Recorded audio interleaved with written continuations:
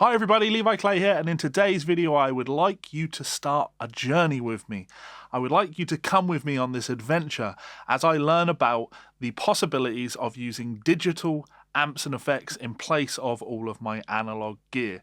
Now we're going to take a look at my analog gear collection shortly, but needless to say, I have been a big user of stomp boxes for the last 15 years. I absolutely love the options that they give me, and I love just shopping for effects pedals and seeing what sounds I can come up with and seeing what sounds I can create. But there have been a few reasons, and we will get into those, that I have been considering looking into using some digital options. So a few days back I posted a little poll on my YouTube channel. You can see it here, and as you can see, the idea was to see what multi-effects units people are the most interested in looking at, and the top of that list was the Fractal FM9. So I decided, well, wouldn't it be fun for me to see if I can use a Fractal FM9 to replace my analog rig, and to see if there would be any pros or cons in the end to me doing that. So here we go. One Fractal FM9. These are quite hard to get hold of currently, unless you're in the UK, apparently, whereby the UK distributor has these in stock. So I bought one of these from the UK distributor. Thanks very much for that, guys. Your service was impeccable. I did purchase this full price, no discounts or anything, so this isn't a sponsored video in any way, shape or form. But I do have one, and we are going to, over the course of this series, get into details of, what this is capable of and seeing how I can use it to replace my analog rig. But today, I thought it would make more sense, because I've not even turned that on yet. I've had it for a day now, and it's still not even been plugged in. I thought the first part of this video, it would make more sense to talk about why it is that I'm deciding to do this. So, let's look into the why. Now, as you can see from this footage, I have a lot of pedals. I love pedals. I love building pedal boards. I love watching rig rundowns and looking at different sound effects that people use. I love looking at complicated analog rigs, things like Steve Morse's rig back in the day, where he was using expression pedals to control every single effect in his wet amp. I really love the creative options that pedals have given me over the years. But the truth is, depending on the setting that you find yourself in, it can be quite difficult to navigate from one sound to another without having to tap dance across multiple pedals. Now, of course, there are some great options for this. Of course, the gig rig is well known for this, and that's going to give you all the options to have all of these pedals, and you can have a switching system, so you press one button and it goes from one analog patch to another analog patch. And if I were on a big stadium gig, then that would absolutely be the option for me. But the reality is, the soul band that I play in aren't playing on huge stages, so I'm taking a smallish pedal board. In fact, you can see it there. We're gonna bust that out shortly, and I'm going to show you some of the sounds that I get on that. And the reality of that is, I have a limited amount of space, so I constantly find myself having to compromise on the sounds that I have available to me. When I was building that pedal board, there was a constant issue of, well, what do I have space for? And I'm very aware that there are pedals on there which I love using, but are bigger than I'd like them to be. So I think to myself, well, maybe I could take the exotic auto wah off the pedal board and put on a smaller auto wah, but I like my exotic auto wah. It's just in a big footprint. There are certain pedals on there, like my Fender Pinwheel. I can't take that off. It's a big pedal. I can't take it off because it's one of my most used sounds. I used to have a phaser on the pedal board, but I took it off because I didn't have the space to have that along with the new overdrive pedal that I put on there, which is a little bit bigger. So this frustration of having to play with sound options and available real estate space on your pedal board is something that annoys me. It really just annoys me. And I'm wanting to create some more out there complicated sounds. Like, a vision of a sound that I have in my head is more of a talk organ type sound, where when Melissa is walking around and talking to the audience between songs, I want to be able to put some faux, church organ stuff behind that, but a little bit more guitar-y. And I know exactly how I would go about doing that. I'd have my Leslie sound on, and then I'd use a volume pedal. There's no volume pedal on that. I'd use a volume pedal, but then I'd also want to put some duct delay on. So when you swell back with the volume pedal, the delay would come in, because you don't want it there all the time. You want it when the sound is low. We're not going into the subject of duct delay. But the point is, that's a lot of things. I don't have a volume pedal, so I need to bring a new volume pedal. I also don't have a delay pedal that has a duck feature, so I would need a delay pedal that has a ducking feature. But then, you know, do I want 2 delays, or do I want a delay which I can switch between presets, which is moving into multi-effects territory? And then when you look at those pedals that do that, like the Eventide time factor, obviously is a good choice for something like that. That's a big pedal. It requires its own power supply. Like, you just end up in this really complicated situation where all your real estate is gone, and that's before you even consider the complexity of having to turn all of that on at the same time and then turn it all off to go to another sound. So I thought it might be fun to look at seeing if digital might be an option for me on that one. So what I want to do now is I'm going to cut over to my current pedal board. This is going to be our base of operations.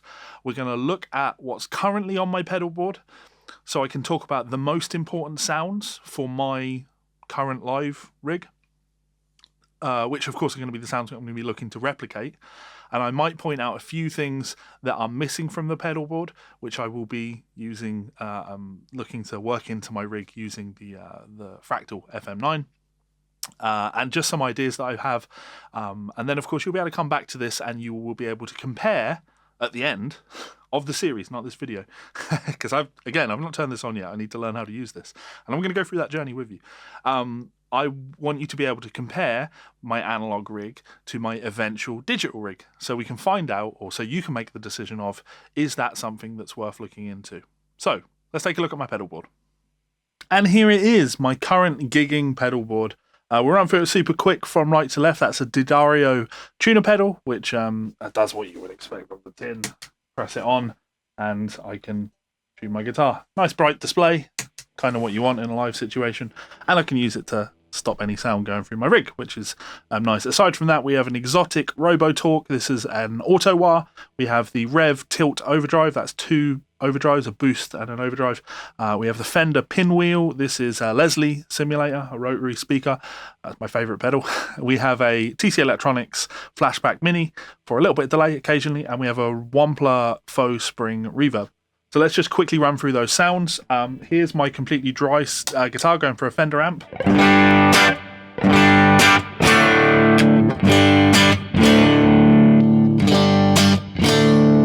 Those are the basic pickup sounds that I'm likely to use, occasionally this.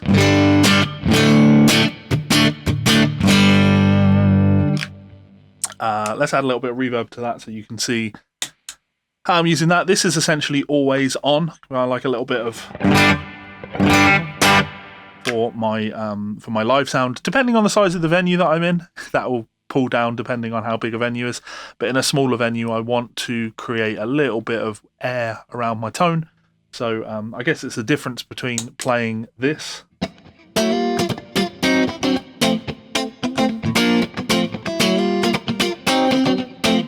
and this.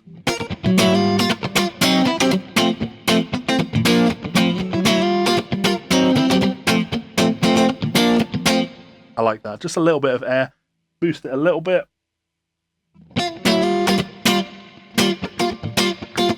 We're never going into...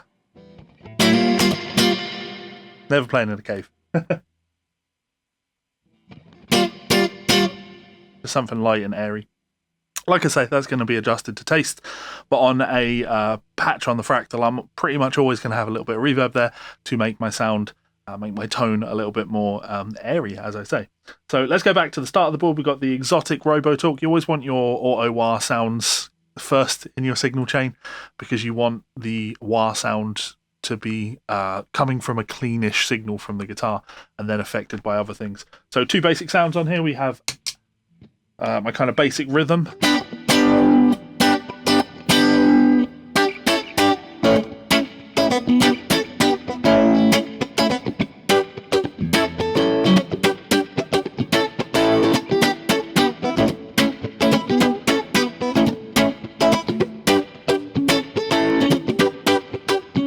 Like that sort of thing. I don't really use this for any leads.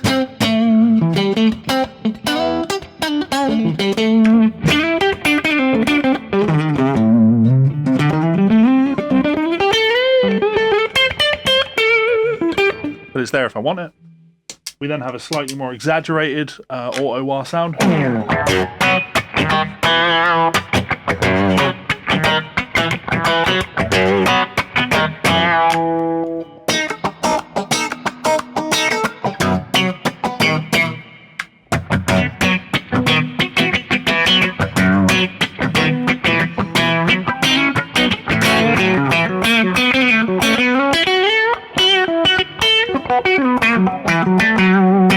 And you can stack these to have something a little bit more over the top.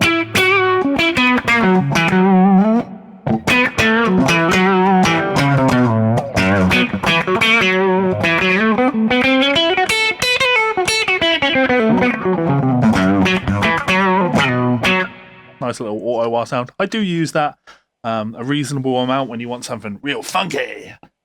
Next up, I have the boost. So here's my clean sound. Here's my basic boost. And it's nice to be able to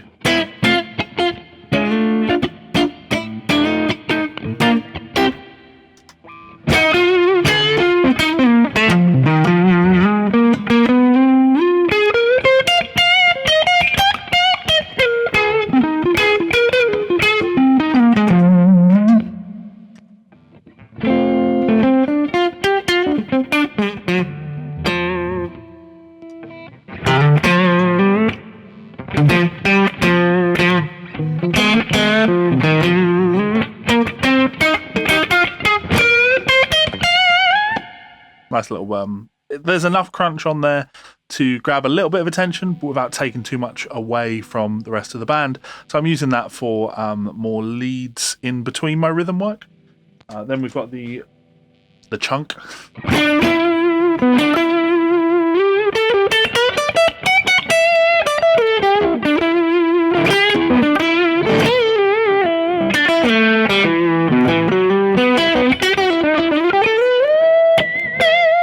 Which you can stack with the boost.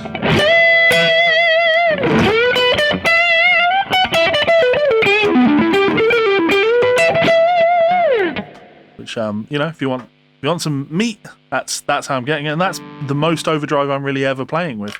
I don't need more than that in a soul band. That's quite extreme. Then we have the Fender Pinwheel. This is a Leslie sound. I'm a big fan of a Leslie speaker. I have an actual Leslie speaker behind me. When I put this on, it, to my ears, makes my tone three-dimensional. So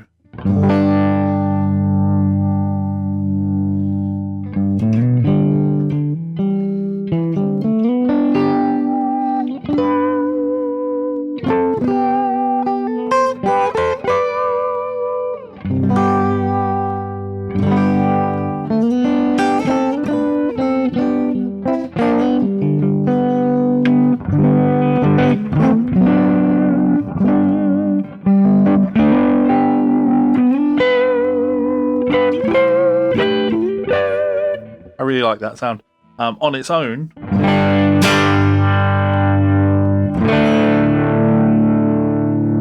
can be a nice pad sound, but when I click the slow fast button, it's going to ramp up that sound. On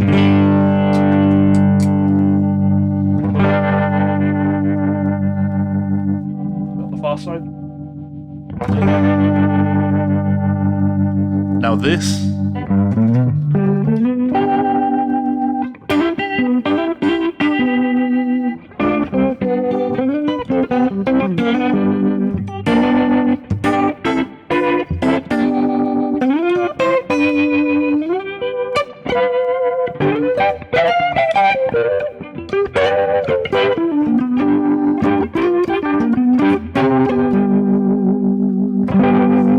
Because I'm often playing in a setting without a keyboard player, depending on the budget of the venue. So I like to be able to make my guitar sound not like a guitar.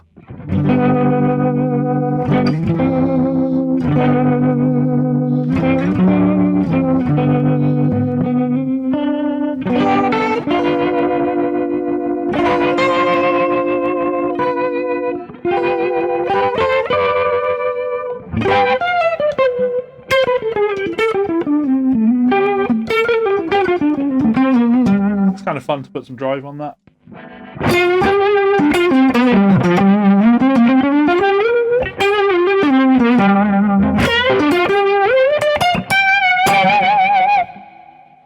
I guess that's one of the upsides of using pedals. You can comfortably just decide, oh, I'm going to add this, I'm going to try this.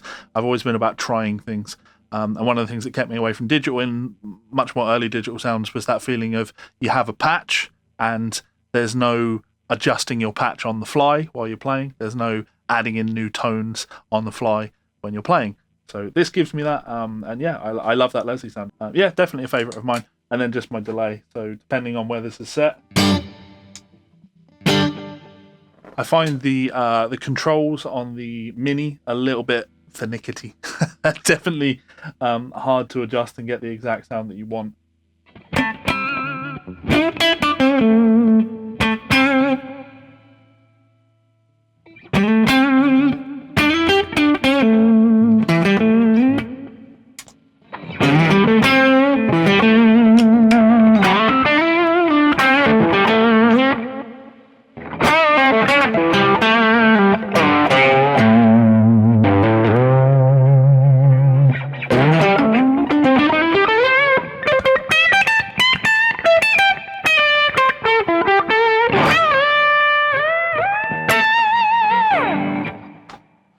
So there's my delay.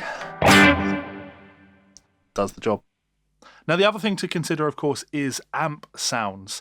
Currently, I am using an amp live, and I have gone both ways with the potential of what a digital modeler like the Fractal FM9 can bring to the situation. So I use an amp live, and do I want to just use the Fractal as an effects processor and have it running into my amp, or could I look into the world of maybe using the amp sounds on this, using this as a replacement for my amp? Now we're going to look a little bit more into that in the next video. In fact, I've picked up some nice gear so we can look at the options when it comes to amps versus using maybe a flat response cabinet, a powered cabinet. I have one of those and, you know, can't wait for you to look at it.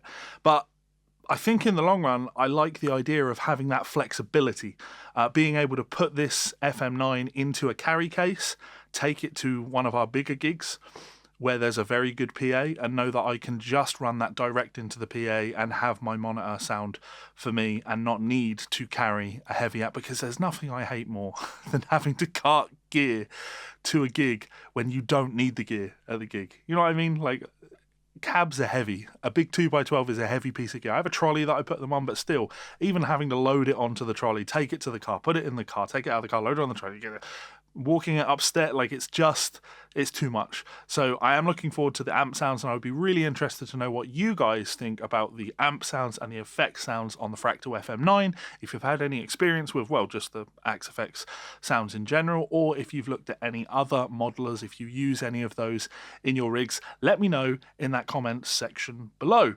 And of course, any suggestions that you have for this series, please do let me know. Lastly, I just want to say a huge thank you to all my wonderful supporters over on Patreon. I'm able to make these videos because you guys support the channel. I'm able to make these videos because people watch them, but videos like this are expensive and they take up a lot of time. So being able to consider this a job is awesome. So if you want to support the channel, get access to my weekly guided practice routines or weekly guided ear training sessions, or download hundreds of transcriptions, or just engage with me and an awesome group of people on my Discord server or on my Facebook group, then that is the best way to do that. And alternatively, you can check out one of my books. I have lots of them available on Amazon. Thank you so much for watching this video. Hopefully you've got some input for me. I really do hope you've enjoyed it. And I will see you for part 2 when I've learned a little bit more about this. Laters.